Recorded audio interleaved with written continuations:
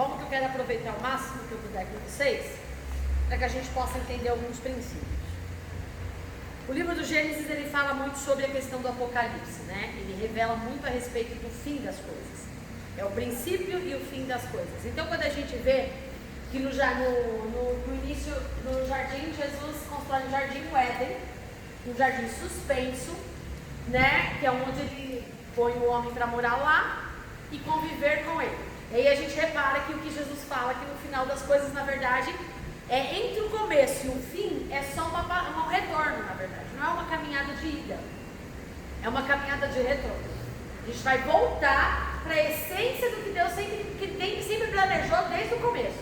Então, na verdade, o que Deus planejou para o homem? Um jardim suspenso, onde ele tem um contato direto com o homem. E existem coisas que existem no jardim, que hoje, enquanto a gente vive, existem, mas que não existirão mais. Duas coisas que a gente vai ler, eu quero abrir com vocês. Eu falei que eu ia dar essas referências bíblicas, que está em Gênesis 1. O Gênesis 1, ele tem a contrapartida do Apocalipse 21. Enquanto o Gênesis 1 ele diz, criou Deus os céus e a terra, Apocalipse 21 diz assim, que Deus vai criar um novo céu e uma nova terra, em Apocalipse 21. Em Gênesis 2 ele fala sobre que no meio do jardim dessa nova cidade, ele colocou no meio dela a árvore da vida. E no Apocalipse 22 ele novamente fala sobre o quê? A árvore da vida. Vamos ler lá Apocalipse 22, onde fala sobre a árvore da vida? Só para a gente ter essas bases e já começar.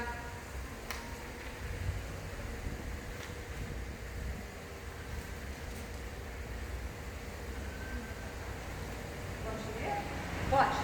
No meio da sua praça, de outro lado, o rio estava a árvore da vida, dos 12 frutos, dando seu fruto, e as folhas da árvore são para a saúde das nações. São para a saúde. Percebe? Deus no começo da criação, ele cria o quê? Um jardim suspenso. Ele já fala numa nova linguagem, uma praça.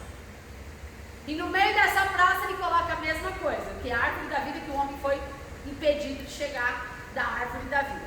Uma outra coisa que ele criou, ele fez separação dos céus da terra, mar de rios, não é isso? Mar de mares. Que foi onde a gente falou porque que Deus disse, foi onde nós paramos na outra aula. Porque Deus não, os homens são, a criação do segundo dia, ele não fez menção. E viu Deus que isso era, primeiro que ele não tinha completado. Ele só completou a questão da criação, quando Deus cria, ele faz separação de águas e águas, né? Que as águas da terra, que estão submersas, que você pode ver, se você cavar muito profundo, alguns quilômetros para baixo da terra, na superfície, você vai alcançar mananciais de águas. Então existe água por debaixo da terra, sobre a terra. São essas águas que Deus separa, e das águas que vêm, que são as regiões celestiais, as águas que vêm do céu, ok? Então essas águas foram separadas. Quando Deus, vamos lá para Gênesis 6, para a gente entender esse princípio, foi onde nós paramos. Que quando Deus criou, no segundo dia, ele criou o quê? Ele fez separação das águas. Quando ele fez a separação, tudo Deus criou. Criou os céus, criou os luminares, e tudo Deus dizia que era bom. Mas quando ele fez a separação da água das águas, não viu que era bom. Por quê? Porque ele não tinha completado ainda. Aonde veio esse fechamento do ciclo da separação de água das águas? Em Gênesis 6. Gênesis 6 diz o quê? Lê lá, vamos lá. Pode ler. E aconteceu que, como os homens começaram a multiplicar-se sobre a face da terra, eles nasceram filhas. Viram os filhos de Deus que as filhas dos homens eram formosas, tomaram para si mulheres de todas as que escolheram. Então disse o Senhor: não contenderá o meu espírito para sempre com o homem, porque ele também é carne. Porém, os seus dias serão 120 anos. Somente até aí, pastora, só para a gente já abrir parênteses. Qual era o ciclo de vida do ser humano até então? Quando Deus criou o homem, e Deus criou o homem para ser o quê? Para eterno. Ele nunca morreu. Mas os Quando ele peca, no momento em que ele come do fruto da árvore do conhecimento, a Bíblia diz que os seus olhos se abrem. Aí eu pergunto, eles eram cegos?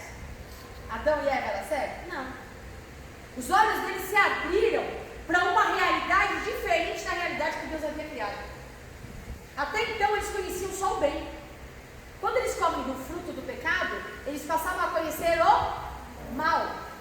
Então os olhos dele para a maldade foram abertos. A partir daquele momento, há uma linha teológica que diz, eu acredito piamente nela, que não foi a carne apenas que foi contaminada do homem. Por isso que Jesus verteu o sangue. Porque o sangue do homem foi contaminado. Todo o seu DNA. Por isso que o homem nasce no e do pecado. Às vezes a gente fala assim, uma criança é inocente. Ela é inocente. Mas ela ainda assim, mesmo sendo inocente, ela é pecadora. Porque ela nasceu o fruto do pecado, por causa do sangue que nos vem. A gente tem o sangue de Adão e Eva. Mesmo depois que a gente está estudando. O sangue deles percorre em nós. A partir do momento que a gente nasce de novo, que é a circuncisão, nós passamos a ser uma nova criatura em Cristo Jesus. Aí nós nascemos de novo. Mas por que Deus fala que vos necessário é nascer de novo? Porque até então nós nascemos da carne. E ao nascer da carne, nós temos o nosso sangue, no nosso DNA, o pecado. Por causa desse fruto. Nos contaminou para toda a eternidade. Mas quando nós decidimos morrer para esta vida, nascer da água e do Espírito, nós nascemos para uma nova vida. E quando nós nascemos para uma nova vida, já não é mais no sangue de Adão. É no sangue do segundo Adão. É o sangue de Jesus. E aí, a partir deste princípio do sangue, por que diz que o sangue de Cristo nos purifica de todo pecado? Se assim não for, seríamos incapazes de alcançar a vida eterna. Porque sem santidade ninguém verá a Deus. E como nós, seres humanos pecadores, seremos capazes de ser santos? Jamais. Mas o sangue de Cristo nos purifica. E olha como é interessante. Enquanto o sangue nos lava, nos purifica, a palavra nos justifica. São princípios diferentes.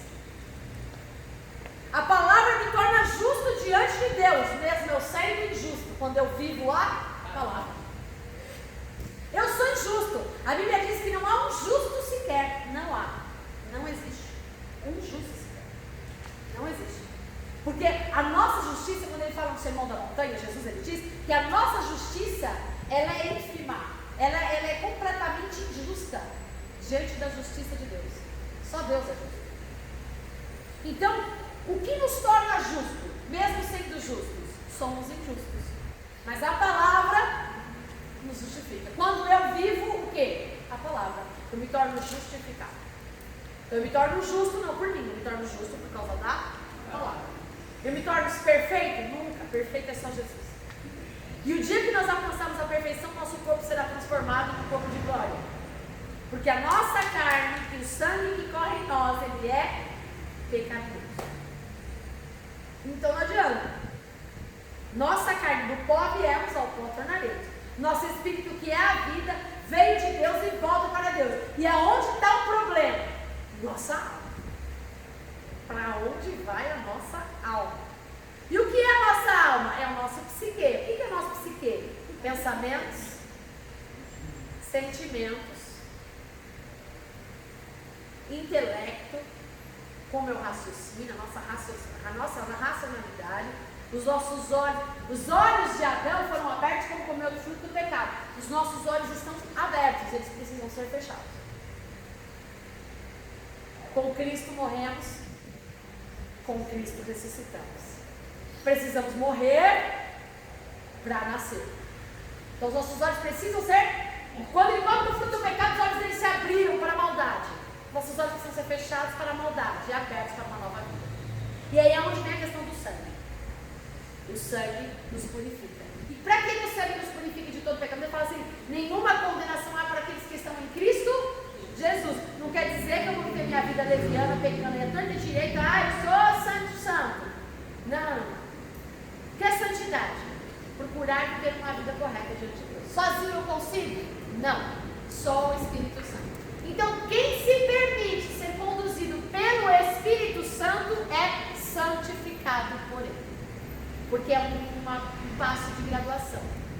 Né? Hoje eu sou melhor do que ontem e espero que amanhã eu esteja melhor do que hoje.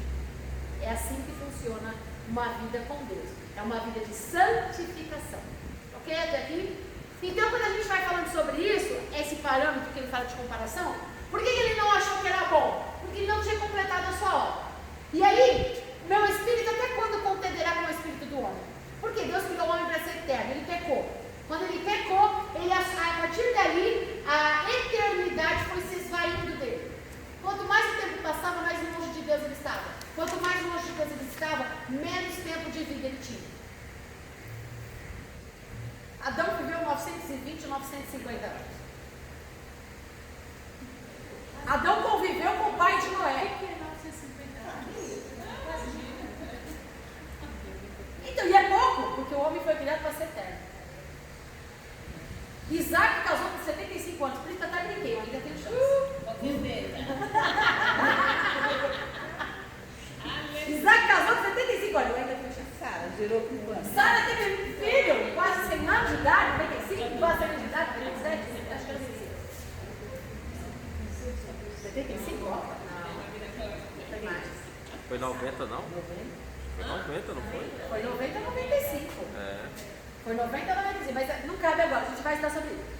Na velhice, Abraão tinha 100. Exato. Abraão tinha 100. Ela tinha 90 ou 95 anos. Enfim, então eu estou em tempo ainda. Eu já estou só, eu estou com 54 pontos pó. Olha o que aconteceu. Adão teve 2 filhos. Os 2 filhos tiveram a mesma experiência, o mesmo conhecimento. Porque não importa o líder que você tem, importa o quanto você aprende com a sua liderança.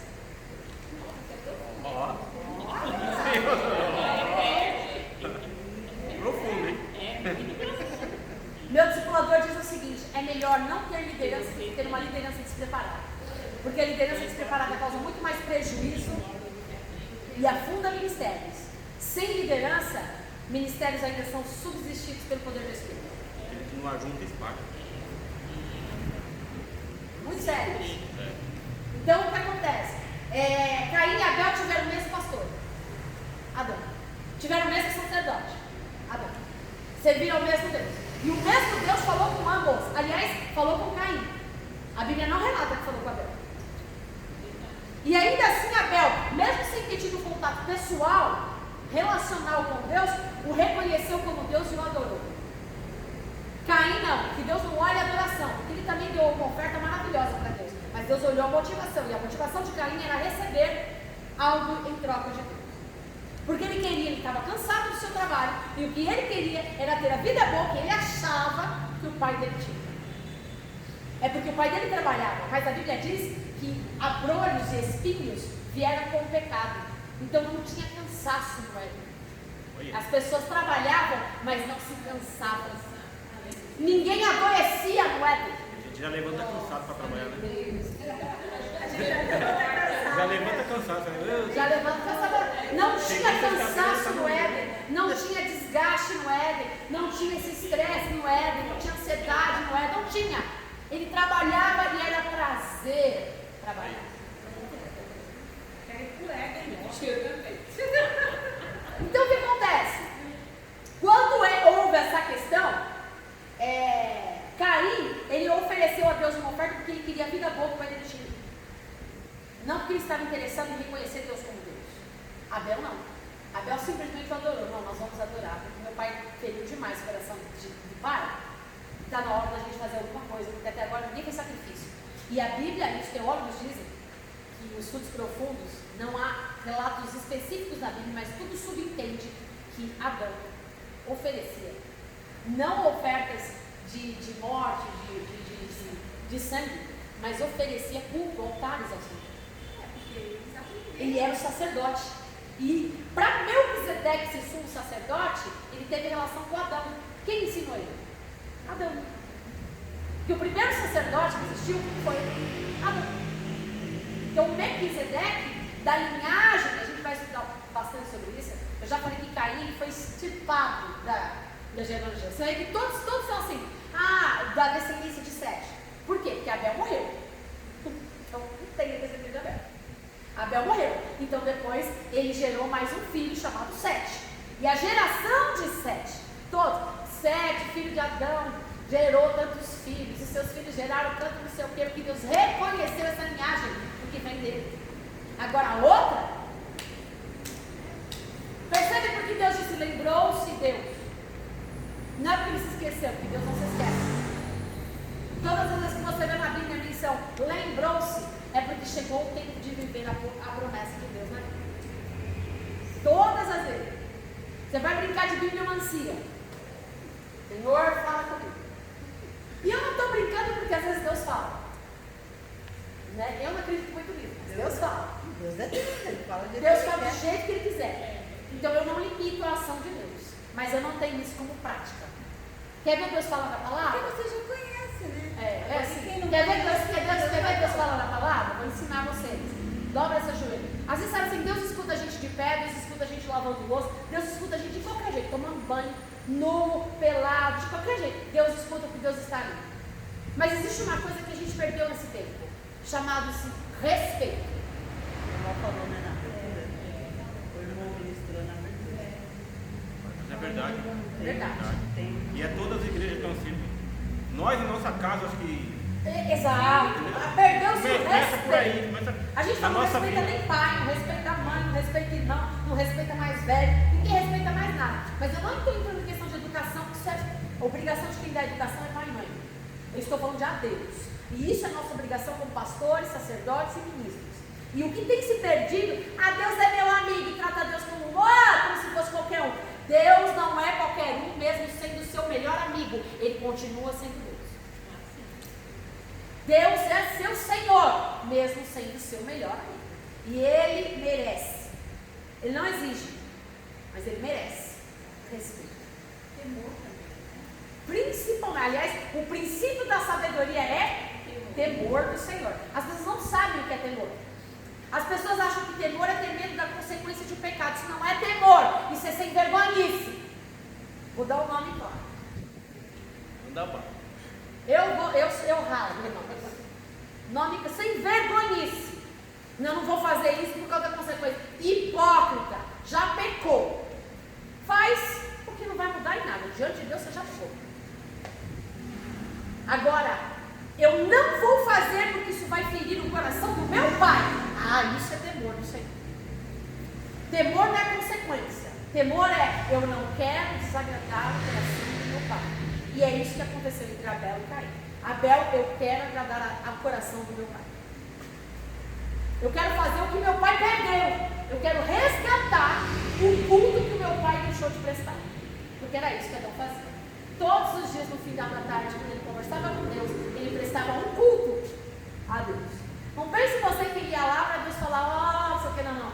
Um culto, porque culto, sabe o que é? Culto não é essa idolatria, não é só reverência. Culto é reverência, respeito e admiração. Isso é culto.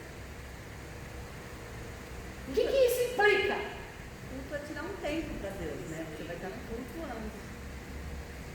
Não é, veja só, o culto religioso, eu sigo um pragmatismo, eu sigo um ritual, muitas vezes eu faço aquilo por fazer. O culto que agrada a Deus tem respeito, reverência e admiração. Primeiro, não venho para o culto de qualquer jeito.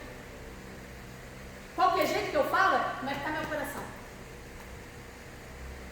Como é que está minha mente? Não venho para o culto de qualquer jeito. Eu vou para prestar a Deus um culto. Reverência. Não vou me importar de qualquer jeito. Não vou ficar de bate-papo, não vou na hora da palavra toda hora levantar para beber água, toda hora no banheiro. Duvido no cinema sem toda hora no banheiro. Ficar no celular. Ai, desculpa, eu estou em aula, eu falo mais. Não, mas aí já tem uma deixa. Por isso que quando ele descobriu o pecado lá, ele não quis comparecer diante de Deus pelado, né? Podemos pegar isso aí.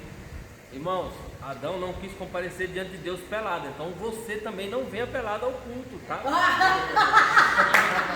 Já tem Ô, uma meu irmão! Venha vestido. Olha, já deu assim. Gostei, meu irmão. Porque Deus lhe dá E outra capacidade. coisa, obreiro que está na porta vem para o culto para cultuar e para servir. Aleluia. Senão, não sei por que você veio.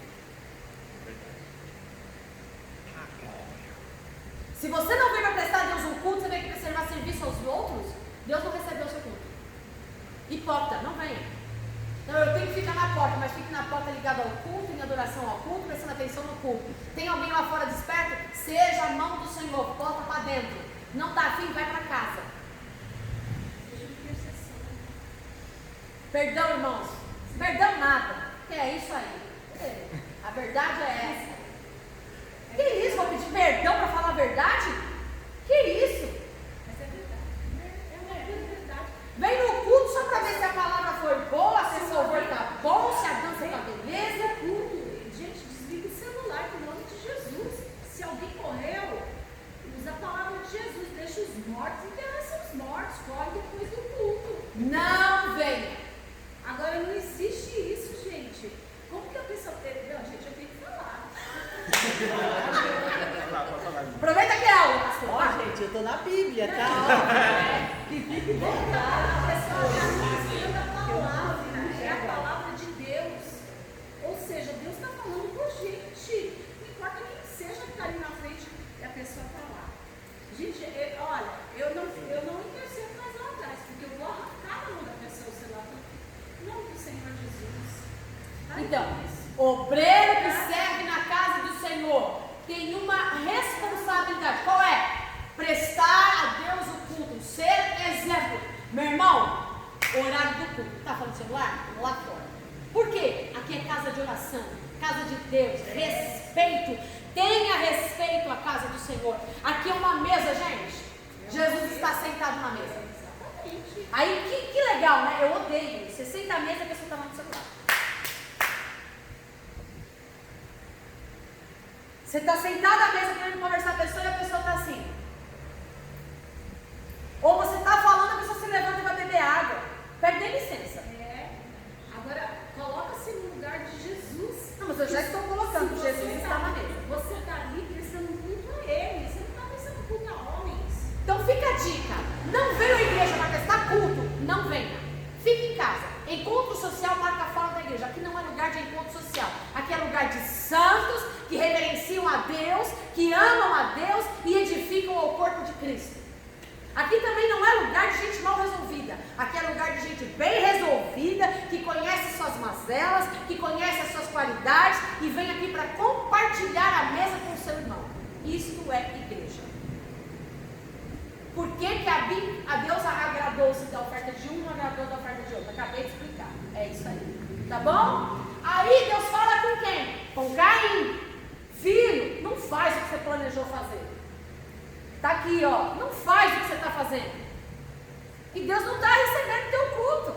Ainda tem chance para você. Ouviu? Porque ele nunca teve interesse de se aproximar com Deus. Ele só queria o que Deus poderia oferecer. Nos dias de hoje, qualquer coincidência, qualquer coisa igual aí, tá bom, é? Isso é só lá fora, aqui não acontece. Depois a gente fala assim, ai, que culto frio. Ai, que culto frio. A palavra demorou tanto. A ministra do louvor ficou falando. Não aconteceu nada. Oxe, não aconteceu na sua vida. Se você vem para assistir culto, assista a televisão na sua casa. Assista um culto na sua casa. Aqui não é lugar de assistir culto. Aqui é lugar de prestar culto. Bom, mas vamos lá. Estou dando aula de Gênesis, tá? Tá sendo uma vez. Hoje é bravo, hein? Eu estou falando de Gênesis, do Pentateuco. Porque o Pentateuco são princípios de leis morais, civis, religiosas e de conduta. Os 5 livros é a vida do judeu. Isso que desde criança já aprende, né? Eu não vi um judeu pobre. Você me perdoa. Falou que com 6 anos ele já Eu sabe. não bem. conheço. Pastor, judeu pobre. falou que com 6 anos uma criança, filho do judeu, já sabe o Pentateuco? Já. Ele é obrigado a ler. 6 anos a gente não sabe nem ler, né? Então, eles aprendem, eles Não, começam a é aprender a legal. ler com 2 anos de idade. Você essa é que a pensa idade. desse jeito, com 6 anos não sabe nem ler, não sabe nada. E sabe de quem que é a responsabilidade de ensinar? Não é da escola, é dos pais. A gente tem muita coisa para aprender. Bom, vamos lá. Então, tudo isso é para a gente chegar onde eu quero chegar. Então, vamos lá. Deus, então, aí Caim vai lá, comete o primeiro assassinato, ele fala, quer saber? Eu não quero da minha vida diante desse Deus, não. Ele sai de perto do seu pai, lembra do filho pródigo? Olha como a história se repete. A diferença é que o filho pródigo voltou na parábola de Jesus. Caim não. Caim tinha a essência de Deus, a inteligência de Deus, ele era um homem inteligente, um homem todo, tinha aprendido tudo com Adão. Ele sai e funda cidades. Deus mandou ele fundar cidades? Onde está na Bíblia alguma vez Deus fala, vai e plante uma cidade? De Gênesis a Apocalipse, em lugar nenhum na Bíblia Deus manda fundar cidades.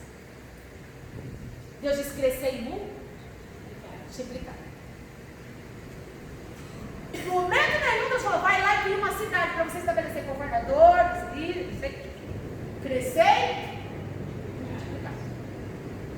Vou fazer conforme a minha mente pensa. Vou construir cidade. Construir uma cidade e uma mega cidade. Enquanto Adão criou o seu filho Sete, debaixo dos preceitos de Deus. Adão criou alguma cidade? Sete criou alguma cidade? Sabe por quê? Porque Deus nunca falou que essa seria a nossa terra. Ele sempre disse para todos que ele chamou, vós sois peregrinos dessa terra. Formem tendas. Por que tenda? Arme e desarme. Não crie raízes nesse lugar, porque esse lugar não é de vocês. Esta terra é passagem. Então hoje vocês estão aqui, amanhã vocês vão estar lá, porque a sua casa, ele diz, eu vou preparar. Só existem duas coisas na Bíblia que Deus fez com a própria mão. Tudo ele deu ordem e criou. Mas existem duas coisas que ele formou com a própria mão. Alguém sabe dizer o quê? O homem e a casa que o homem vai morar. O homem E a casa que o homem vai morar. Vai e aí. a Nova Jerusalém, a morada. Você percebe? Tudo Deus deu ordem e criou. Mas o homem não.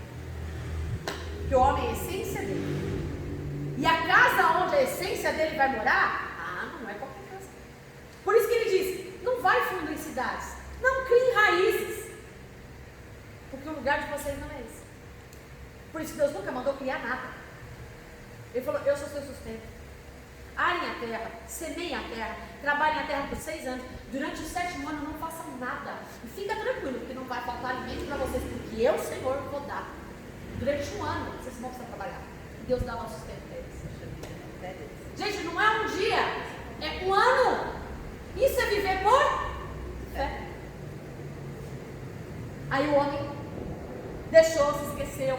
Aí os filhos de Sete cresceu e se multiplicou. Os filhos de Sete viram que as mulheres de Caim eram bonitas.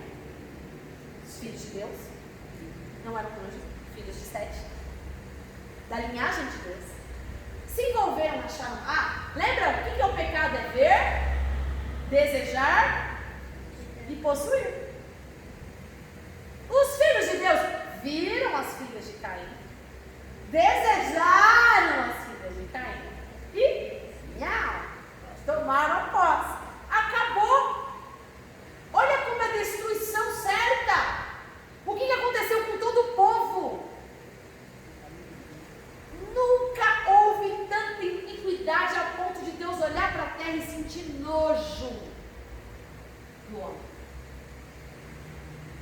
Nessa época, os historiadores dizem que começou pedofilia. Nessa época começou o homossexualismo. Nessa época começou relacionamento com animais. Tudo isso são relatos, tá? Talmud. Para quem não sabe, Talmud é a tradição judaica. São contextos históricos, tradições, mitos, histórias que são contadas, mas que não são canônicas. Então não pode usar isso como base de doutrina.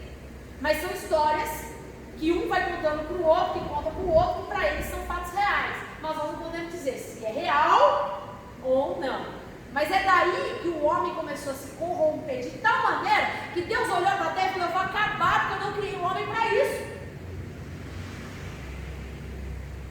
Deus se arrependeu, já expliquei na aula anterior. Deus jamais se arrepende. Mas a Bíblia diz que ele se entristeceu, está no capítulo 6. Ele se entristeceu de tal forma que ele falou: vou botar fim em tudo isso. Lê aí, pastor.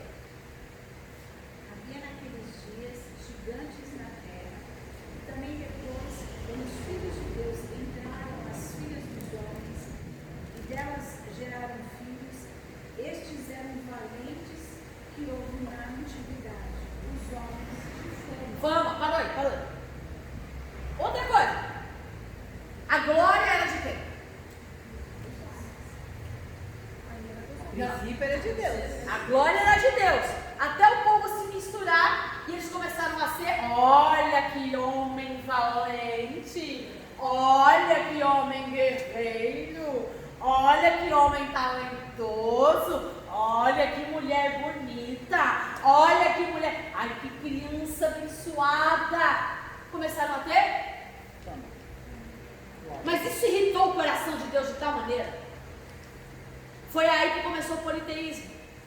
Ai, que árvore linda e maravilhosa. Vamos adorar o Deus da árvore. Ai, que coisa maravilhosa. Ai, que não tinha chuva porque era o orvalho, né? O orvalho, que era o sereno da madrugada, e a água que brotava da terra, que fazia produzir. Não tinha chuva. Não tinha chuva. E eles, olha que bela coisa linda. Vamos então adorar ao Deus da produtividade. Aí começou o politeísmo. Adoração a outros deuses.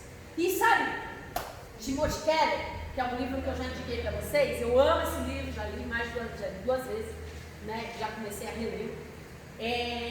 Eu gosto de ler mais de um livro ao mesmo tempo. Tudo, irmão, se você pensar, a idolatria, não existe idolatria, a idolatria fulano de tal, meu ídolo, não. Toda idolatria se volta para uma coisa só, assim mesmo. Aí o idolatro como é o nome dele? Não. Aquele que se converteu. Justin Bieber. Nossa, que inferno. Nossa, que inferno. Justin Bieber. Meu ídolo! Até colocar Cristo como ídolo é um pecado. Justin Bieber é meu ídolo. É seu ídolo por quê? Ele paga suas contas? Te sustenta? Te deu vida? Vou falar uma coisa mais próxima dele. Meu pai é meu ídolo! Teu pai te deu vida? Não, filho, isso foi só o canal. Quem te deu vida foi. Teu pai te sustenta? Não. Por mais que teu pai seja um provedor na sua casa, a provisão vem pro teu pai por Deus. Ele só é o canal que chega até você. Você vai adoecer, teu pai não vai poder fazer nada por você. Só orar. Isso é uma grande coisa. Comprar remédio, levar para o hospital. Só. Ai, minha mãe é minha ídolo. Vou botar meu nome na manzão aqui. Idolatria, pecado. Pecado, prova na Bíblia. Por que é pecado? Idolatrar pai, mãe, ídolos. Porque somente ao Senhor teu Deus adorarás e somente a Ele prestará culto. E toda idolatria só se volta a uma única coisa. A si mesmo. Porque eu adoro meu pai porque ele faz tudo por mim. Então não é porque eu adoro ele porque ele é uma pessoa maravilhosa. Eu adoro ele porque ele é maravilhoso comigo. Eu adoro Justin Bieber porque a sensação, o prazer, a alegria que ele me causa, que sensação maravilhosa. Nossa, gente, É ridículo. Deve gostar muito desse cara, hein? Não, eu lembro do Justin Bieber que quando eu cuidava das crianças, dos adolescentes da igreja, era o inferno, era a roupa do Justin Bieber, era a telebusca do Justin Bieber. E para você explicar, isso era pecado para aquela criançada toda. Entendeu? É só Jesus trauma, na então, causa. né? Hã? É trauma. É trauma. Natália, Bia, aquelas meninas todas, é tudo adorando essas coisas ridículas. Eu falei, Senhor amado, tira a cegueira espiritual dessa moçada. Tem gente que idolatra a namorada, a esposa, o filho. Tem gente que morre pelo outro. Gente, quem é você? Se Deus quiser tomar, tome e acabou. É por isso que ele diz, quem não consegue abrir mão de pai, de mãe, de filho, por amor de mim, não é digno de mim. Ponto. Então, a fama começa aí, nesse inferninho aí, ó. Por que você acha que eu não gosto? Eu sempre falo isso. Não gosto. Eu quase não elogio ninguém. Eu só elogio alguém quando vou motivar. Fora isso, eu não elogio ninguém. Porque é antibíblico. Trazer fama para homem. Nome de homem. Quer ver? Nós já vamos chegar lá. Espero que dê tempo. Nimrod. Quem foi Nimrod? É da Bíblia? Bíblia. Quem foi Nimrod? Não sei o que fez a cidade. Fez a cidade, guerreiro, habilidoso. Um dos melhores guerreiros. Um dos melhores, tinha muita fama. Não é esse nome, não. Nossa, mas pra mim que era outro nome, né? Esse nome. Nimrod. Você não conhece Nimrod? Outra tradição. Há alguma linhagem que diz que ele tinha relações com a própria mãe. Para você ver como o pecado já tinha contaminado. Eu tô achando que a Bíblia da senhora é diferente da minha. Mas é verdade. Não, eu sei da história, mas eu não sabia que o nome do abençoado era Ah, Nimrod. Nimrod. Tem outra tradição. Tem outra tradição. Qual é o nome? Já vou chegar, é Nimrod, mas o nome dele correto é Nimrod. Eu vou chegar lá. Ele tinha muita fama. E por ele ter muita fama, o povo instituiu ele como líder. E as pessoas idolatravam, adoravam. Ele é um homem de Deus. A gente vai chegar lá em Nimrod. É engraçado que não fala muito dele, né? Fala pouquinho, mas o pouquinho, meu. Já vou explicar por que ele fala um pouquinho dele. Mas já vou explicar por que ele fala um pouquinho dele. Você vê ele de novo. Fala dele em Gênesis 9. Começa você a falar de Nimrod em Gênesis 9 e Gênesis 10. Eu vou porque eu preciso ganhar tempo, porque eu preciso falar o que Deus mandou falar. Vamos lá. Eu falei como é que Deus fala na palavra? Eu não falei, né? Não. O que é isso? É uma das coisas. Como Deus fala na palavra? Você conhece, você lê a palavra. Quando você ora, Deus traz à memória a palavra que você lê. É assim que Deus fala com a gente, na palavra. Deus vai trazer na memória a você uma coisa que você já leu. Se você não ler, não espere que Deus fale com você na palavra. É assim que eu dou um pau. A não ser que Deus tenha algum propósito na sua vida, aí vem a bibliomancia. Você abre lá e fala comigo, Pedro. Engraçado é que só vai falar aquilo que você quer. Até porque eu vou fechar e vou Porque assim, se falar alguma coisa que não te agrada, aí eu não entendi, você fecha. Ah, não, você o vento tá falando. O vento mudou a folha de lugar. Não, aí você fecha o olho e vai com o dedinho lá. Gente, eu já vivi isso. Ou então você vai numa caixinha de promessa tem promessa. Cara, você não vai colocando nada diferente de promessa, não tem promessa. Caixinha de chocolate, né? Mano, vamos falar desse negócio, né? Vamos lá. E viu o Senhor que a maldade do homem se multiplicava sobre a terra e que toda a imaginação dos pensamentos do seu coração era só má continuamente. Todos os pensamentos do seu coração eram mal. Por quê? Porque o homem só via homem. O interesse do homem era só homem. Deus estava longe. Deus era apenas um meio e não um fim. Mas guarda isso no seu coração. Peraí. Guarda isso no seu coração. Para eles, Deus era apenas um meio. Guarda isso. Deixa o Espírito falar para você. Para eles, Deus era apenas um meio. O meio de chegar onde ele queria chegar, o meio de ter aquilo que ele gostaria de ter, o meio de ser o que ele queria ser, o meio de estar onde ele gostaria de estar, era só o meio de viver a promessa que ele achou que deveria viver. Deus tinha deixado de ser o resultado. Qualquer semelhança é mera coincidência. Grava isso, deixa o Espírito falar o coração de você. Eu não apoio só assim, eu sou solidário. Deixa o Espírito Santo falar o coração de você. Já falou. Vai pro próximo aí, porque já doeu. Deus era apenas um meio, porque Deus conhecia o coração deles. Deus não era o fim. E quando Deus é o fim, não importa o meio do alvo. Não importa o meio. O que importa é você chegar no fim. Mas quando Deus é só o meio, pouco importa o fim para você. Você tá meio poética hoje, né? Hoje eu estou no espião do Deus. Hoje eu estou navegando nas águas do Espírito. Vamos embora. Já ela comeu um dos frutos. Pensa só, João, você que é minha sobrinha, pergunta para ela qual foi a conversa. Eita. Apocalipse 21 e 22. Quem vai ficar de fora? Ela fala, ainda bem que eu não gosto disso, né? Olha como Deus está mudando o clima, olha como Deus está mudando não sei o quê. Gente, hoje foi uma pregação para dar almoço. Hoje eu estou extasiada. A bichinha, hoje ela não veio para o culto, mas ela ouviu uma pregação. Hoje na hora do almoço, a bichinha. que ela vai mudar o almoço dela de sexta. Eu não vou almoçar com a senhora mentira. Vamos lá. Ela estava tão animada, né? Não, amanhã vamos para a casa dele. Então. A gente tentou convencer ela a levar uma marmita. E ela almoça comigo, de sexta. Quando eu consigo sair no mesmo horário, a gente almoça junto. E aí a gente acha que bate nos papos. Quando a gente altos papos. Bom, então, o que acontece? A maldade, Deus olhou para ela e falou: vou acabar com essa palhaçada. Eu não criei um homem para isso. Deus se entristece. Lê, pastora, lê. Então arrependeu-se o Senhor de haver feito o homem sobre a terra e pesou-lhe em seu coração.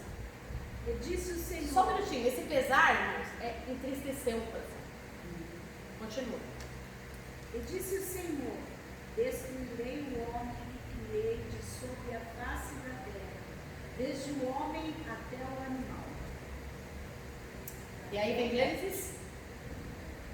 Hã? Próximo, Gênesis 6. Tá vendo? Gênesis Lê mais então, continua. Até o monte e até a árvore dos céus, porque me arrependo de os haver feito. Já explicamos que se arrepende não é se arrepender, metanoia de mudança, não. É no grego. No grego é metanoia. Aí é hebraico. Hebraico é assim, eu vou colocar no fim desse ciclo. Todas as vezes que você vê arrependimento no Velho Testamento, é fechamento de ciclo, que é hebraico. No Novo Testamento é grego, metanoia, mudança de direção. Continua. Noé, porém, achou graça aos olhos do Senhor. Estas são as gerações de Noé. Isso quer dizer isso? Não. Eu só quero quando Deus acha graça em Noé, decide salvar a vida de Noé, a família de Noé, e ainda tem uma outra coisa que eu achei, lê a parte onde ele chama Noé. Noé, porém, achou graça aos olhos do Senhor. Estas são as gerações de Noé. Noé era homem justo e perfeito em suas gerações. Noé andava com Deus. Ponto. Noé é o quê? Andava com Deus. Qual é o segredo de viver uma vida? Andar com Deus. Não é Deus andar comigo. Qual a diferença de eu andar com Deus e Deus andar comigo? Deus andar comigo, eu vou vivendo a minha vida. Deus, ó, assina aí. Deus, ó. Beleza? Ok? Deus, ó. Já fiz. Deus assina lá. Deus, ó. Não. Andar com Deus Ele vai na frente e eu vou seguir. É uma diferença enorme de Deus andar com a gente e nós andarmos com Deus. Andar com Deus é: Deus, o que o Senhor acha? Deus, o que o Senhor quer? Deus, o que o Senhor pensa? A Bíblia diz que Noé achou graça é favor. Noé achou favor de Deus não é porque ele era santo, não é porque ele era perfeito e não é porque ele não tinha pecado. Noé achou graça aos olhos de Deus porque ele andava com Deus. Enoque é descendência. E reto em suas gerações. O que ser reto em suas gerações? Ensina o teu filho no caminho que ele deve andar, para que quando ele cresça não se desvie. O maior testemunho é a sua vida, é o seu exemplo, é o como você vive, como você faz. Você quer que seus filhos amem a igreja se você mete a boca na igreja? Você quer que seus filhos respeitem os líderes se você não respeita os líderes e fala mal dos líderes da sua casa? Você quer que seus filhos cresçam e amadureçam na presença de Deus se vocês poupam os seus filhos dos processos? Vocês querem que seus filhos aprendam quem é Deus e viver o processo de Deus se vocês trazem os seus filhos para participar de coisas que os seus filhos não têm maturidade para participar? Vocês querem que seus filhos amem a Deus se vocês não respeitam a ordem de Deus, não respeitam os princípios de Deus, não respeitam os processos de Deus e querem que os seus filhos façam isso? Vocês podem falar o que quiserem. As pessoas não seguem palavras, seguem exemplos.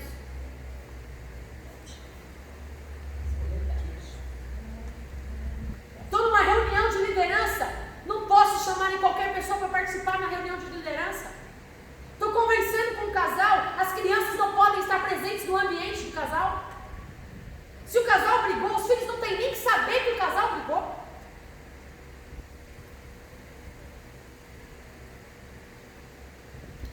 eu tenho uma diferença com o irmão, eu não posso deixar que os meus filhos saibam que eu tenho diferença com o irmão e vice-versa. Porque eu passo para os meus filhos aquilo que eu vivo. Aí não adianta dizer, respeita. Ué, se você respeita, como é que eu vou respeitar? É discípulo, tem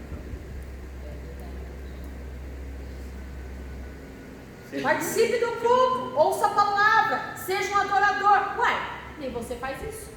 Como é que você quer que eu faça?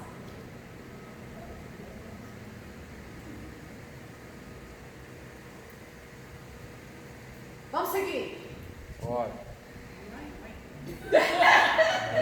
Vamos sair daqui marcado, mas vamos sair daqui firme. Eu podia ter ido sem essa, né? Tudo bem, né? Eu perguntei.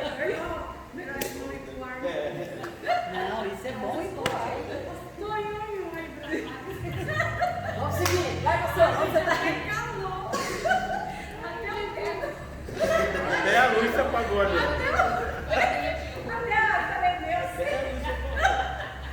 Nada mesmo, Jeová. Ele fez assim com a mão. É isso. Sabe o que vai fazer seu filho orar? Se ele vê você orar. Bom, já chega. Sabe o que vai fazer seu filho ler Bíblia? Se ele vê você ler Bíblia. Continue, pastor, que eu estou esperando ela voltar. Não, pode pular a geração. Vai para a parte onde Deus revela para ele o plano. Olha só. Não, já vou ler. Depois você lê, gente. Vai. Vamos seguir, senão eu não vou conseguir chegar onde eu preciso chegar. Não preciso. Depois você lê. Está em Gênesis 6-7. Olha só que interessante. 13. Ele achou graça em Deus. Por achar graça em Deus, Deus fala para ele, Noé, eu tenho um plano.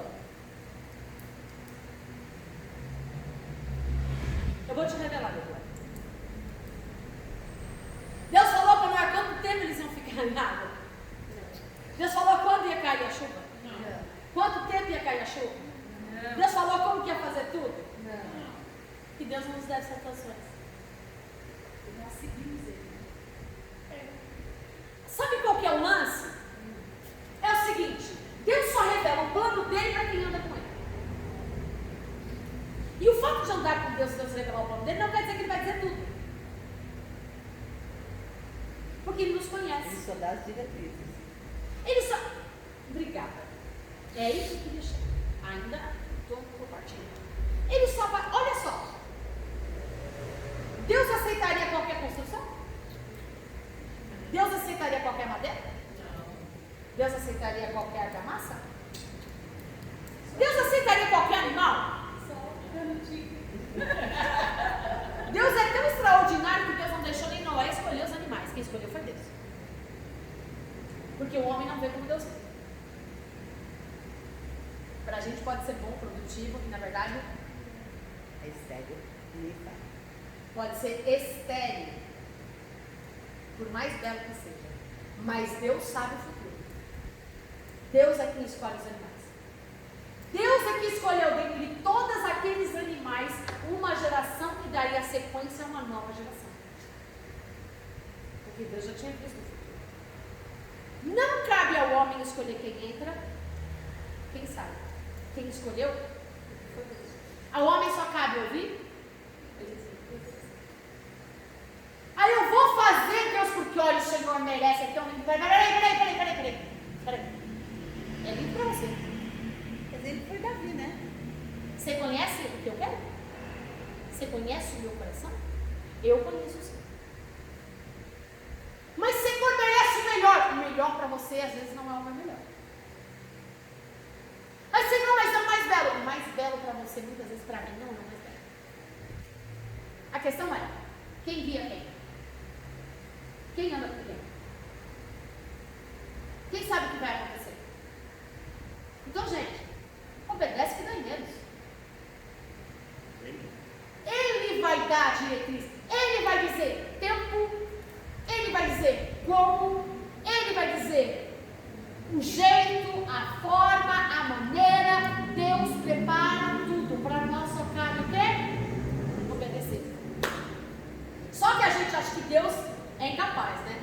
Aí a gente vai fazer o que cabe a Deus fazer. Aí vem, mas oração latim. Oração é latim, tá? E no original é conversa. Aí a pessoa fala, oração, aí junta as palavras e divide. Orar mais ação. Não adianta eu orar se eu não agir. Gente, deixa de ser hipócrita, vai estudar a Bíblia? Orar é uma conversa.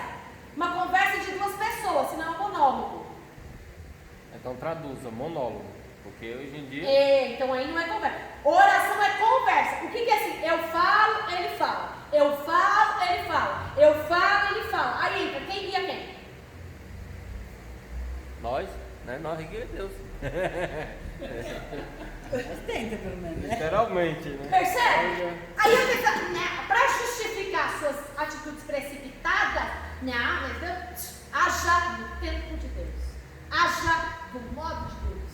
Haja conforme Deus determinar e será bem sucedido em todo o caminho de onde você andar. Ponto. Deus não falou nada, não faça nada. Deus não deu diretriz nenhuma, permaneça na diretriz que Ele já deu. Não saia dela. Deus não é menino. Ele não diz uma coisa hoje e outra coisa amanhã. Ele é imutável. Não há sombra de variação nele. Ele fez exatamente como Deus. Se não tivesse feito, tinha morrido. E olha com uma coisa séria. Deus chamou quem? A responsabilidade estava sobre a vida de quem? Não era da esposa, não era dos filhos e nem do animal. Se ele não tivesse cumprido exatamente como Deus mandou, só ele teria morrido? Toda a família. Ele Animais. e toda a família dele. As escolhas, decisões que você toma não afetam só você. Afetam a sua geração e as pessoas que estão em volta de você. Poxa, eu devia ter cada mais. Você é líder de alguma coisa? As suas decisões afetam as pessoas que estão debaixo da sua liderança. E essas decisões podem levar para a vida ou para a morte. Hoje eu estava vendo um vídeo na internet, gente, que por mais que você não acredite nessas coisas aí, hoje em dia ainda existe. Coreia do Norte.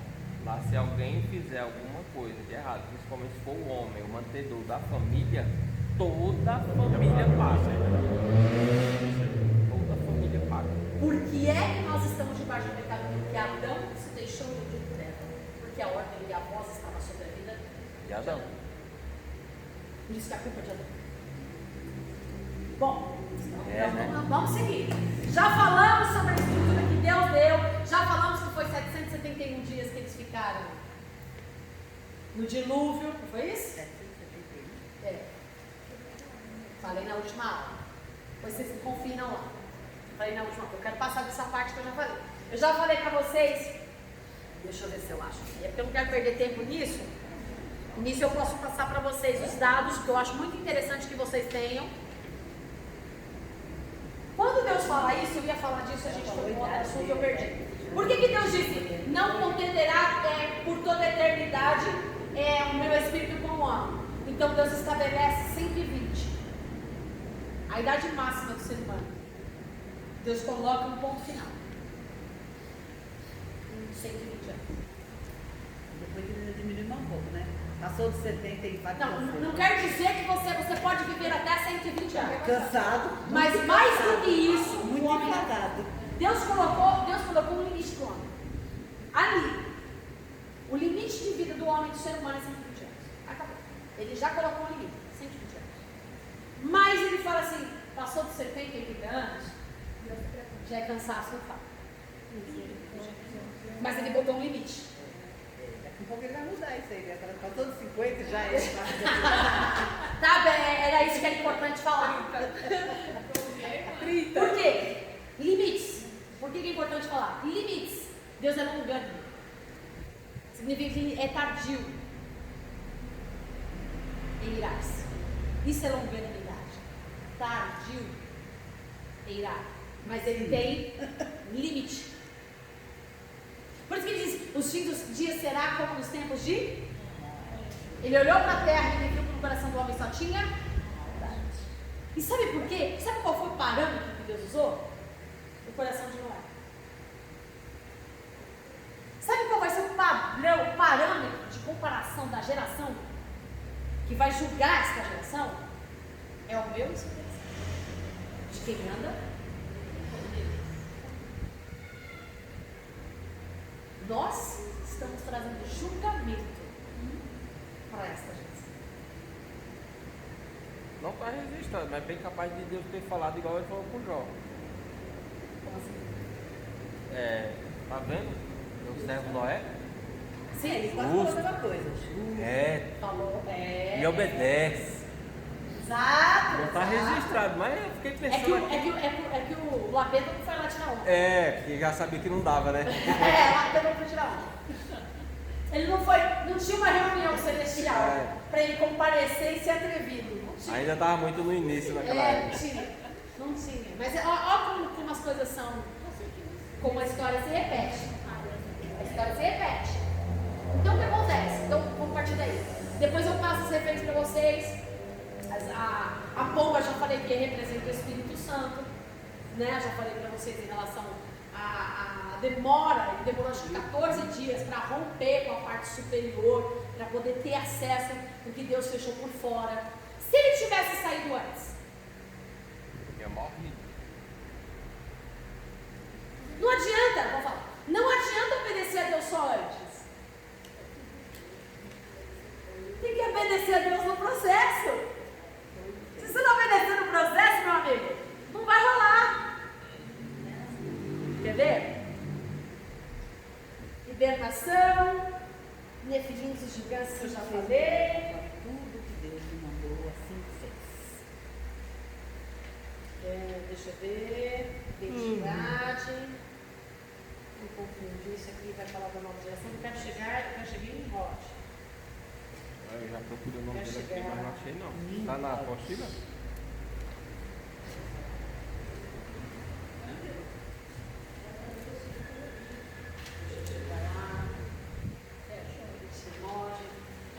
É que eu preciso pegar, depois eu passo para vocês no grupo, exatamente o período, 40 dias demorou para a água baixar, depois tem, e tudo está na Bíblia, tá? Eu passo para vocês, tudo certinho. A questão é que eu não estou achando aqui. É que eu vou anotando tanta coisa. Era que isso, no meu programa, estava para ter sido falado numa outra aula mesmo. 50 dias.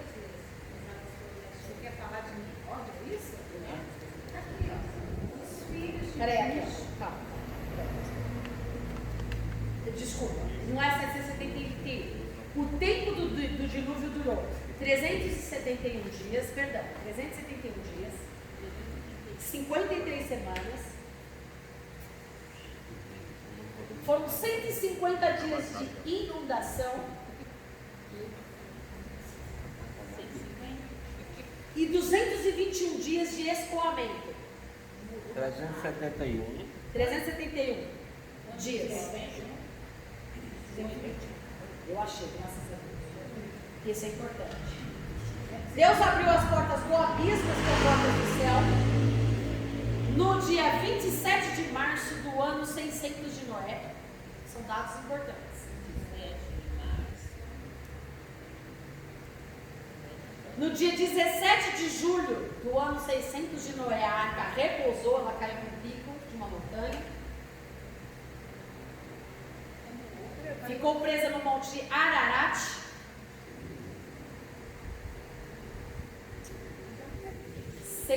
Vou de novo. 27 de março do ano... Noé tinha 600 anos. Do ano 600 de Noé. Começa a chover. Dilúvio, inunda. Abre o céu, vem água de baixo e vem água do céu. Eu já estava cansado, viu? A gente tem que fazer uma árvore. A terra, gente, não foi só chuva que caiu de novo. A terra se rachou todinha. Veio água de baixo e água de cima. Aí pergunta assim, fenômeno chamado na ciência de Pangeia. Isso não era um lugar específico. Toda a terra foi inundada. Não foi apenas aquele lugar. Toda a terra foi inundada. Mas tem teólogos que diferem dessa. Eles falam que não foi todo lugar. Não, mas é cientificamente comprovado que foi em toda a terra. Cientificamente. Não é nem teologicamente. Em toda a terra ela foi inundada. Porque rompeu-se as estruturas da terra, tanto que é onde houve as divisões. Porque até então começou a ter, não tinha divisão. Oceano Atlântico, Oceano Pacífico, Oceano Índico, não tinha. Tá? Então foi onde rompeu tudo. As questões climáticas só passou a existir depois do dilúvio. Até Será então. que Deus separou para poder botar um pouquinho de gente aqui? Vamos ver como é que vai. Exatamente. Foi depois. Antes, estava tudo ok. Vamos lá. 150 dias. Ela ficou presa no dia 17 de julho no Monte Ararat. 223 dias após, no dia 1º de outubro, é possível enxergar o topo da montanha. Dia 11 de novembro, a Bíblia está dando todas essas datas, tá? Eu tirei da Bíblia. Não estou tirando de livros não, é da Bíblia. Dia 11 de novembro ele solta um corvo. 7 dias depois ele solta uma pomba. Dia 18 de novembro, então ele soltou a pomba. 70 dias desde o início que ele começou a soltar. Ele esperou 7 dias, solta de novo. Aí ela volta com um ramo de oliveira. Ele espera mais 7 dias e solta de novo. E ela não volta mais. Só aí aqui foram 284 dias.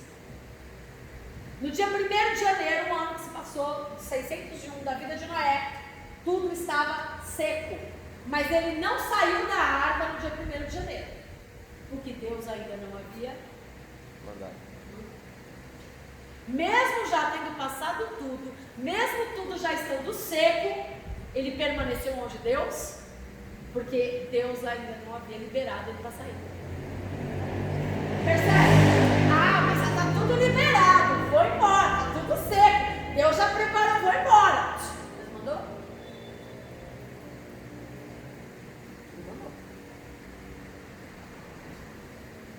Ele só sai da arca no dia 27 de fevereiro. Tá? Foram 110 dias de inundação.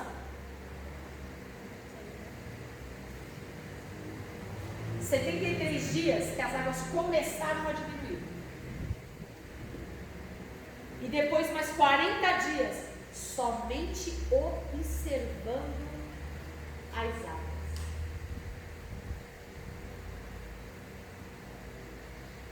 Não se precipitou.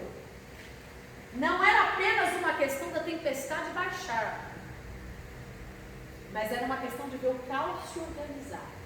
Era ano 601, né, de Noé, né? 601. Durante 21 dias, ele só observou o que Deus estava fazendo. 21 dias. Salmos diz que os teus mandamentos me faz mais sábio que todos os sábios. Cara, o segredo da vida de sucesso é obedecer. Não existe passos milagrosos. Não existe chaves a serem liberadas. Só existe uma palavra a ser obedecida. Beleza. Ah, chegou onde eu queria. Hoje eu vou até animar. Chegou onde eu queria. Estou até animada. Deus abre a arca, manda sair, começa uma nova geração. Ele tem 3 filhos. O nome dos 3 filhos? Sem Cã e Jafé. 3 nações. Os cotitas, coxitas, os cuxitas, e vai por aí, que depois eu passo para vocês a geração de cada um deles, tá? Quem são essa galera? Os asiáticos. Quem são essas galeras? Os europeus, porque nós somos tudo raça dos europeus. Os europeus, os africanos, os asiáticos, são tudo a mistureba toda aí, né? São esse povo todo. Qual foi a ordem de Deus? Para Noé. Lê para mim onde está escrito depois, acho que é Gênesis 9. Depois, quando ele sai da arca, ou é antes, ele sai da arca e Deus diz: crescei. Mandou criar a cidade? Não, enchei a terra. Enchei a terra. Mandou dividir o povo? Mandou nada. Só fazer. Qual foi a ordem de Deus? Qual foi a ordem de Jesus do Novo Testamento? Ir por vão até os confins? Mandou criar alguma coisa? A ordem permanece sendo sempre a mesma. Aí, um dos filhos de Noé, todos eles viveram de todo esse milagre, todos eles viram que o Deus era real, todos eles experimentaram de tudo. Ok? Todos eles viram tudo o que aconteceu. Foram salvos. Mas aí um infeliz, como sempre, acha que a sua ideia é melhor. Né? E tira Deus do fim e começa a colocar Deus no meio. Cana briga com o papai. E decide seguir a vida dele. Longe de quem? Longe do pai. Mais uma vez a história do filho pródigo se repete. E aí ele vai viver a vida dele. E dessa vida dele vem esses infelizes. Politeísmo volta. Tudo. Quanto mais longe de Deus, mais de nós mesmos. E o ser humano ele tem uma necessidade de criar para si uma divindade, que é ele mesmo. Só usa outros nomes. Por quê? Porque ele quer satisfazer o ego dele. Eu quero viver minha vida do jeito que eu quero, mas eu quero acreditar que tem um Deus que está validando tudo que eu estou fazendo. Então, na verdade, o verdadeiro eu do ser humano, o verdadeiro ídolo do ser humano nunca são as outras coisas. Quem adora Maria, na verdade, não adora Maria. Adora a si mesmo. Porque ele acha que Maria vai dar aquilo que ele precisa. Resumindo, é isso. Por quê? Por quê? Olha, gente, o que mais dá nojo para Deus, eu vou falar isso sem medo de errar, porque ele fala fortemente no coração, são os idólatras crentes. Isso é o que mais nojo para si de Deus. Que coloca Jesus como ele. Eu idolatro Jesus, mas não por quem ele é. Pelo que ele pode. Se fosse empregado dele. É triste isso, né? Infelizmente é isso que a gente vive. Eu só amo Jesus, eu só faço alguma coisa esperando que ele me dê alguma coisa. Gente, isso não é evangelho. Isso não é cristão não, nasça de novo. Porque o verdadeiro cristão, vamos chegar lá. Nimrod, vem da descendência de Cã. Vamos lá, eu vou começar. Não, acho que não vai dar tempo de falar tudo, mas eu vou E começar. conhecereis a verdade. E a verdade é verdade. Nimrod vem da descendência de Cã. Já falei um pouquinho sobre ele, que ele era famoso, né? Que ele era caçador, famoso, trazia comida, alimento, as pessoas o admiravam, ele era bem quisto por todo mundo. E ele decide assim, Gênesis 9, se eu não me engano, 9 ou 10. Diz assim, tá junto toda a galera. Fala, ele teve uma ideia. Mano, excelente ideia. Vamos juntar todo mundo. Vamos construir uma torre. Essa torre tem um nome. Deixa eu ver se eu escrevi o nome dessa torre. Torre de Babel. E a princípio o seu reino foi Não, tem um nome essa torre. Calma.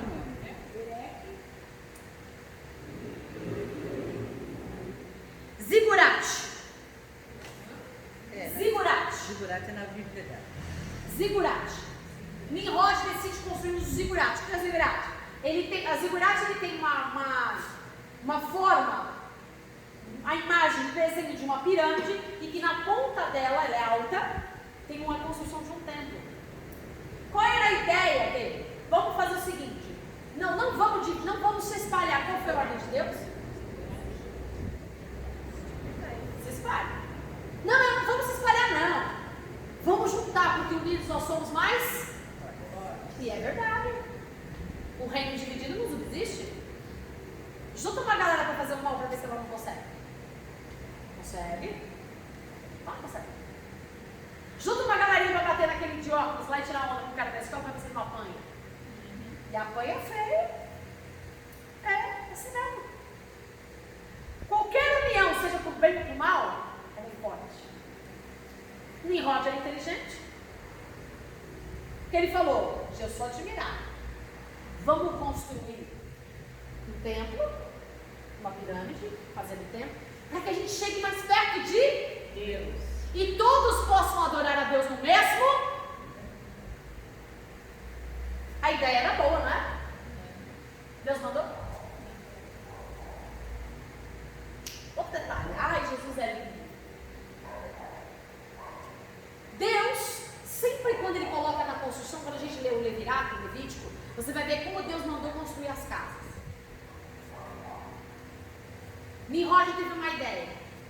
Vamos pegar o barro do rio, do fundo, não lembro agora o nome do rio, depois eu passo para vocês, que é a argila, e vamos fazer moldes de tijolos e vamos levantar.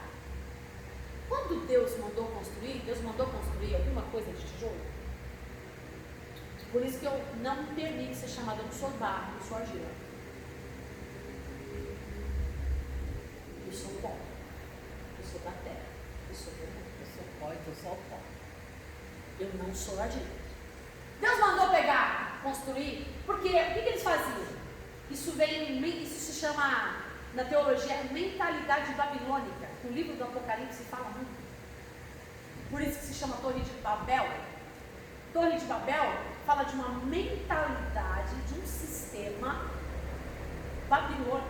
Que a Babilônia é que vem depois com os mesmos princípios de Nimrod para construir toda uma cidade. Deus não mandou ninguém construir ninguém de barro, de tijolo.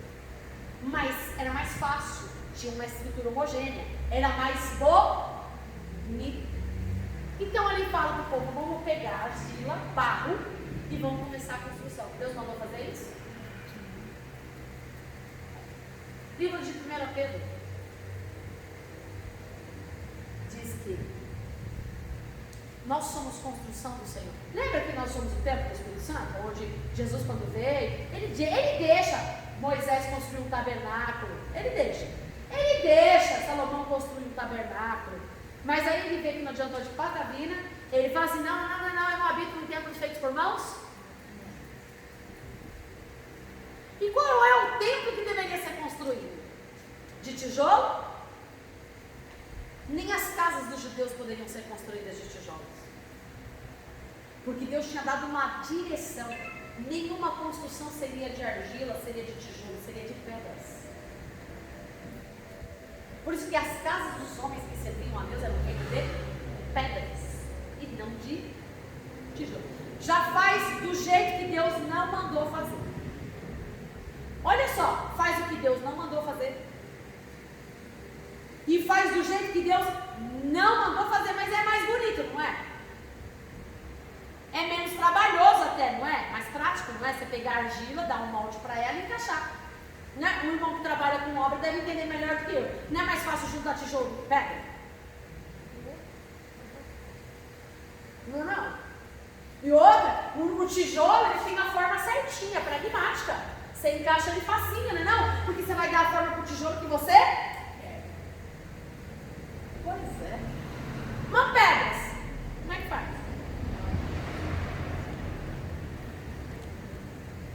A pedra, para tu dar a forma que ela quer, leva tempo, não leva? E tem que ter um esquema, como é que é aquele ditado popular? Pedra dura, água mole, pedra dura, tanto bate até que fura.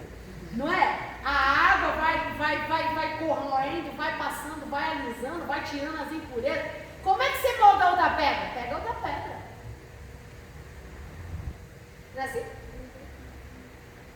Você pega um diamante, não é assim? Porque hoje a gente tem o inox, hoje a gente tem as ferramentas aí, mas ela é feita da mesma composição dos diamantes. Aí você pega ela para fazer o quê? Para moldar Aí você vai pegar a pedra, nunca vai dar igualzinho o molde. Você vai pegar uma pedra, vai lixar ela todinha, vai alisar ela todinha, vai fazer o que nas pedras? Encaixar. Porque as pedras são encaixadas. Ela não tem uma forma igual da outra. E nunca vai ter.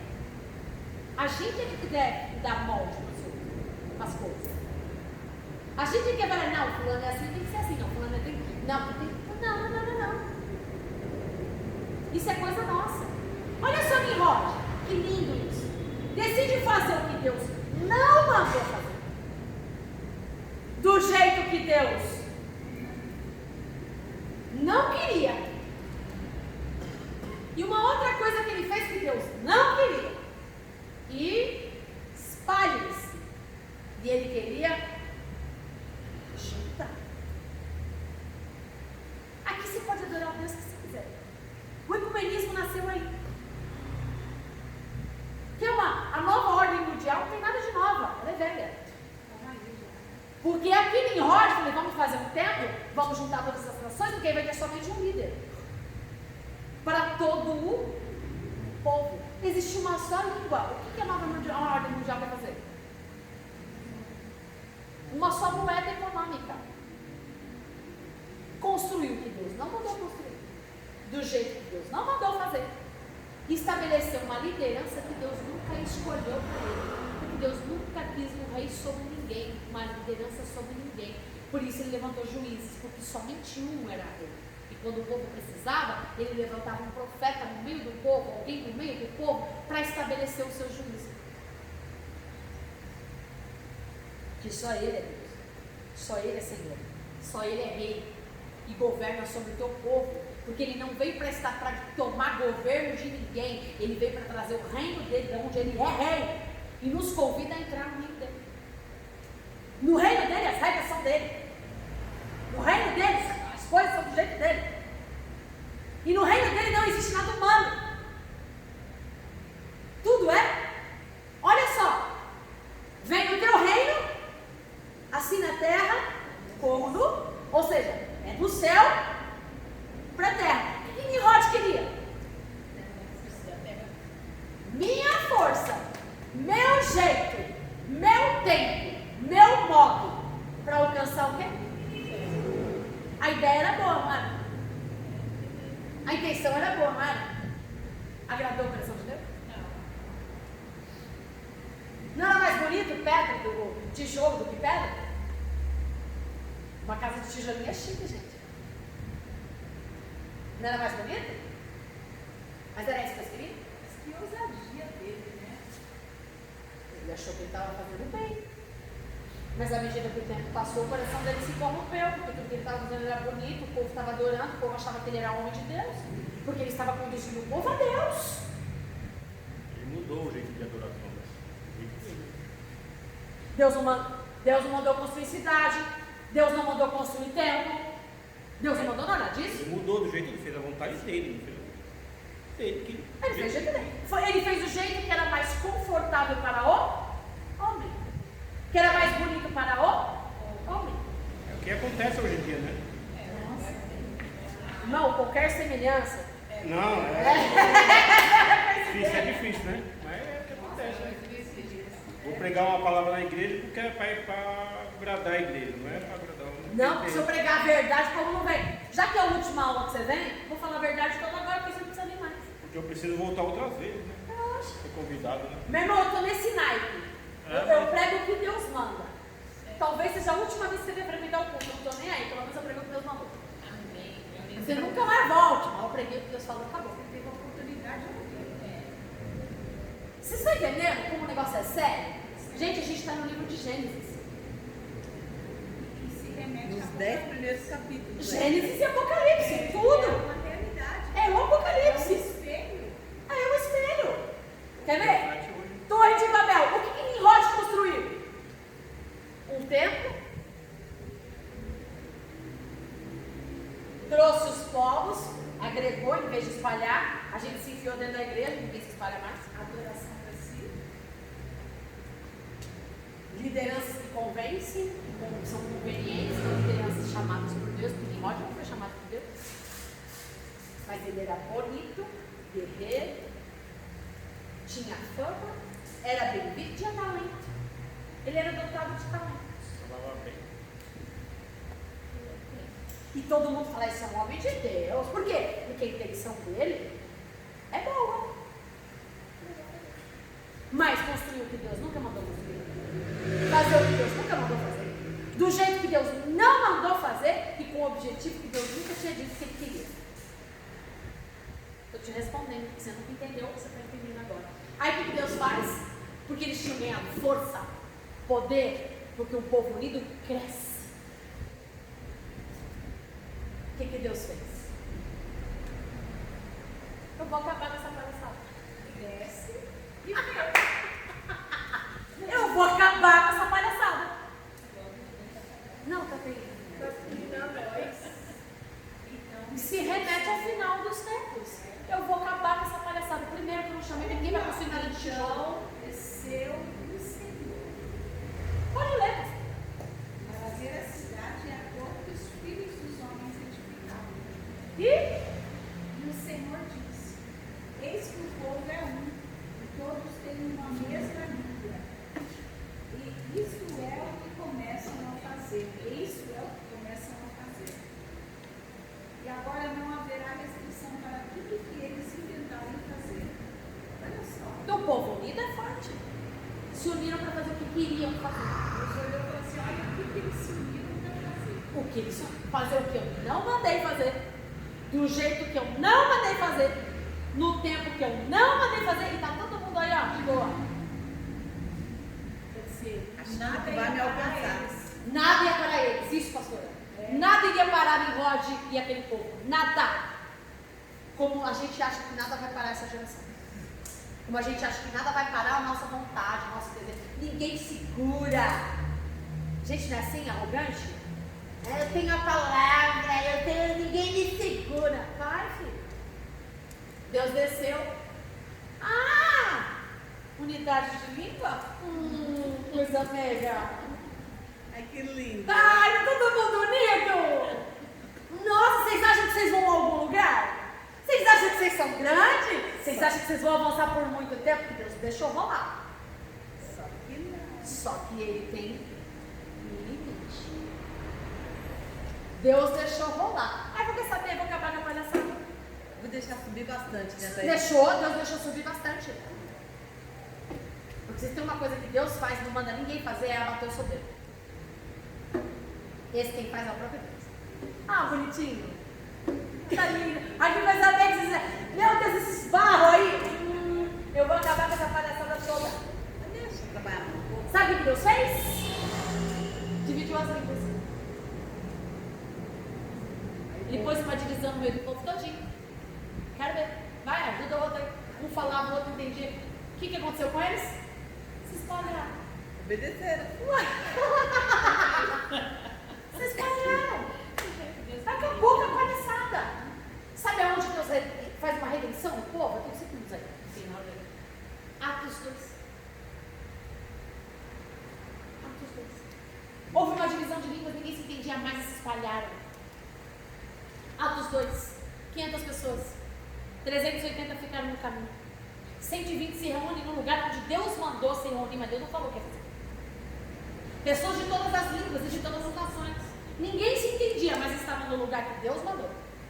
Porque Deus havia falado de se reunir aonde? Em Jerusalém. E ficar. Deus mandou juntar a galera e não falou: vão para Jerusalém, porque eu vou aparecer lá. Ficar em Jerusalém até que lá do alto sejais. Eles já tinham sido alcançados pelo Espírito Santo. Mas não basta ser tocado pelo Espírito Santo. Para encarar o mundo, para encarar o inferno, para cumprir a missão de Deus, você precisa ser cheio do Espírito Santo. Não basta conhecer, não basta ter experiência. Se você não for tomado e conduzido pelo Espírito Santo, você não encara a missão que Deus te deu. E é um convite, não é para quem, é para quem quiser. É um convite, não é obrigação. 500, 380 ficaram no caminho. 120 foram no lugar onde Deus mandou, sem saber o que ia acontecer, sem ninguém entender ninguém. Veio um vento veemente do céu. O Espírito Santo veio e eles começaram a falar em línguas. E todo mundo passou o quê? A se entender. Enquanto lá em Rod, todo mundo se entendia. Deus fez assim: vocês fizeram o que eu não mandei. Construíram do jeito que eu não mandei. Agora o povo vai para Jerusalém. Ninguém se conhecia. Ninguém estabeleceu liderança nenhuma. Foram para o lugar onde Deus mandou. E fizeram do jeitinho que Deus mandou. Ficai. Estou aqui. O que o senhor vai fazer? Não sei, eu estou à disposição. E todos eles se entenderam. E a partir dali, qual foi a ordem? Espalhem-se! Ide por todo mundo! Não é para ficar fechadinho! Espalhem-se! O que acontece com a nossa geração hoje? Não, o importante é o pregado, o importante é o seguidor, o importante é o ter meu grupinho, o importante é eu fazer esse grupinho crescer. Meu filho, quer crescer? Vai pregar o evangelho. Não importa a igreja cheia, até porque eu vou falar sobre isso na próxima aula, não me deixe esquecer. Que eu falei que eu não ia conseguir chegar a falar tudo. O que representa a Torre de Babel é a Babilônia. E é a contrapartida dela com a terra de Cristo, Jerusalém, a nova Jerusalém, que está preparando para nós. Se tem uma coisa que tem em Babel, que tinha na terra, e não tem na nova Jerusalém, é mar. Não tem mar. Babel tinha mar e templo. Nova Jerusalém não tem nem templo e nem mar. E a gente vai estar sobre isso na próxima aula. É importante isso. Muito importante isso. Enquanto no tempo de Nimrod, de Babel, em toda geração, tinha templo, que foi construído templos, e tinha mar, Nova Jerusalém não vai ter nem templo e nem mar. E aí a gente vai a partir daí. Aí a gente vai entender o que representa Babel. E ela é a contrapartida da nova Jerusalém, ou seja, a nova ordem mundial do Apocalipse, com o Evangelho de Cristo. Deus abençoe.